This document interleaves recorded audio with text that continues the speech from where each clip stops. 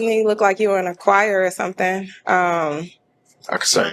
You read a lot or something. I don't know. I mean, you look nice, but you seem like you an introvert, like quiet, like you wouldn't be able to handle me. These days, every so often, I come across a piece of media, a video, a written article, what have you, that reminds me of how crazy the times we are living in actually are.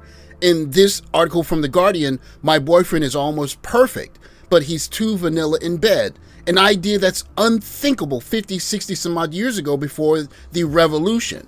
But now, this is something that we're having to deal with in real time. We can all remember the celebration of Tia Mowry when she made the announcement that she was going to graduate from marriage, leaving her husband and 2 small children behind to figure out how they're going to do family while she essentially goes on a pleasure-seeking tour to live her best life without the shackles of devotion or duty to a family unit.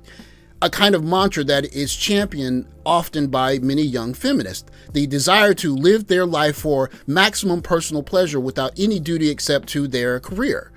You can see in her quote here, "They told me I wasn't valuable anymore because I'm 46 and divorced." But this kind of play on words is conflating her value in the dating market with her value as a human being. We see the same thing going on when we see the constant thirst traps by Tracy Ellis Ross, who is 50 now, essentially having poses that are very similar to what you would see from a 19 or 20-year-old. But she, just like we saw with the lady in the first clip here, it's essentially saying, well, if you can't handle me, then that means that you have a problem as a man. But really what is being uncovered in all of this, as you can see in this article, this young lady who is writing for advice is essentially saying she found a guy who's kind, caring, romantic, and makes sure she always has a healthy packed lunch. So why is she fantasizing about sex with more adventurous partners? And this goes back to the simple issue. These young ladies having a life of maximum personal pleasure are getting their cakes smashed by guys that won't commit. And when they find the guy that will commit to them, they're not ready for commitment. You look nice, but you seem like you an introvert, like quiet, like you wouldn't be able to handle me. The Dear Abby article starts as follows. I'm a woman in my early 30s, and after dating my male partner for 7 months, I've become frustrated by his vanilla, mundane sexual preferences. This makes me feel bad about myself, because he is perfect in all other ways. Not only are we intellectually compatible and share many interests, but he is also kind, caring, and romantic. He makes sure I never leave for work without a healthy packed lunch and is full of fun ideas for our outings. He makes me feel safe and secure. I had an unstable childhood, and I am not on speaking terms with my father. With my boyfriend, I am able to open up about this.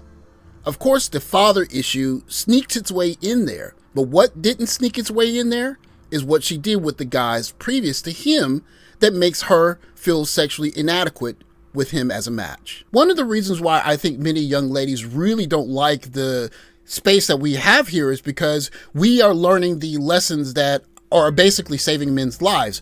We understand now that there are men that have to go above and beyond, work extremely hard. Working and working and working like somebody's old horse. To get a woman's attention. But then we also understand that there are guys that don't have to do any of these kinds of antics. All they have to do is essentially show up, and they can stick their fingers in her drink and she will drink the drink happily. They can call her one night and not call her for a month, and she'll wait by the phone waiting for him to show up. He can essentially do whatever he wants. And now that that secret is out, men are adapting. This paragraph gives us the money shot, if you will, that explains why we have a country full of young ladies celebrating a woman who left her husband and her family in order to continue to seek maximum pleasure in the bedroom. In the past, I dated difficult, unreliable men with whom I nonetheless could indulge in kinky sex, role-playing, and other experimentation. And I always loved that part of the relationship. She calls them relationships, but really they may have been simple meeting on dating apps and just getting it on. When I try to initiate this with him, he rejects it. He once said he finds it degrading to women. Sometimes I fantasize about having sex with more adventurous partners, but I can't stand the thought of losing such a wonderful partner with whom I can build a future. And here we're seeing the problem. She wants the activities that she had with men previous, but she can't have them with this guy because this guy didn't have the access and probably doesn't have the ability to have the kink, at least not yet, without fear of losing this particular woman, while this woman has had all of the kinky fun with different partners, and now she's trying to make a guy who is an actual husband into a guy that treats her like a jump off. And it doesn't work. Like, you wouldn't be able to handle me. And the advice in the Dear Abby article goes, endowing a partner with fatherly attributes is a fairly certain way to dampen eroticism.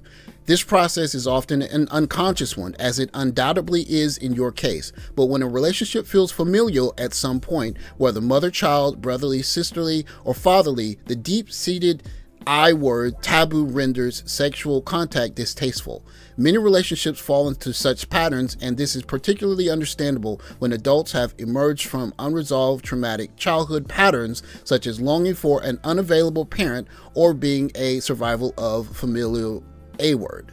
The task of developing a relationship into a healthy, fully adult union is rarely easy because people tend to gravitate towards what the child part of them needs. Think carefully about the father-daughter dynamic within your relationship, and if you want to desire him, experiment with identifying and changing overly familial aspects that remind you of unrequited childhood needs. Make your own lunch.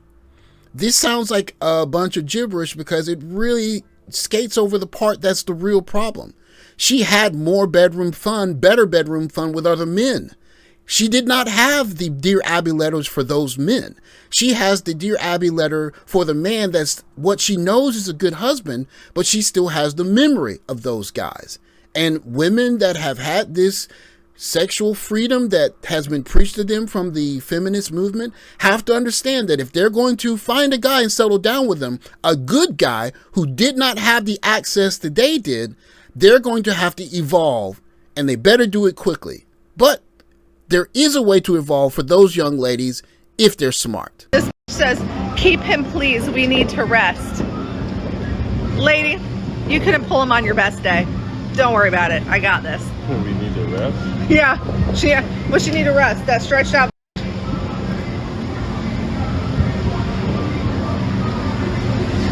Stay bothered. I'm sure that there's some people that will see this post and think that it is cringe, but there's one thing that you cannot doubt about this post. It's that this woman has sunk her clamps deep into this man.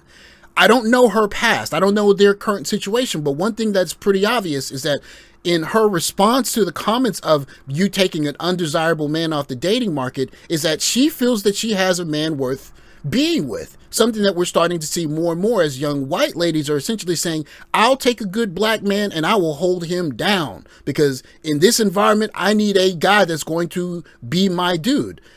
Feel about that how you want to. The case of the matter is, as many young ladies have chosen to basically give the best of themselves to guys who have offered nothing to them other than just being an attractive guy, there are young ladies that are evolving saying that, well, I'm going to find a guy that's in the package or in some kind of form that can at least mimic or, if given the chance, outdo the guys of my past. It may be more difficult with the more partners you have, but at least if you're a young lady, you understand this is a man that's worth having in my life. She's going to put some of those issues aside and she's going to try and give that man her best. I think, unfortunately, what's happened to many young ladies these days is that they've taken the Tia Mowry route or the route of Tracee Ellis Ross, and they've been with too many guys. And when they find themselves with a decent guy, they're wishing that he could be this amalgamation of all the guys that blew their back up or stuck their fingers in her drink and she slurped it down because she just liked the way that he smelled when he was at his worst. Something that the revolution for young ladies never really talked to them about. Every guy can't be everything. Some guys are going to be really good at sex. Some guys are going to be really good at love. When you find a guy who's really good at love, can you find a way to be really good at sex with that guy?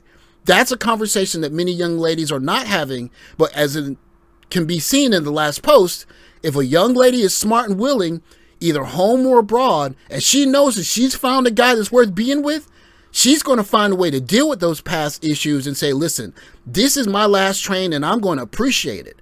What I think is unfortunate is that many young ladies in the West don't know what a last train looks like anymore. And they're still holding out for that one guy that's going to hit that home run. And you end up with a country or even a black community full of Tracy Ellis Rosses and Tia Mowrys waiting for something that's never going to come. Going overseas, guys, look for a young lady that doesn't have a lot of mileage and understands a good thing when she sees it. And I promise you, you're going to have something worth writing a story about. Thanks for watching. Like, subscribe, comment below, and I'll catch you next video. Take care, guys.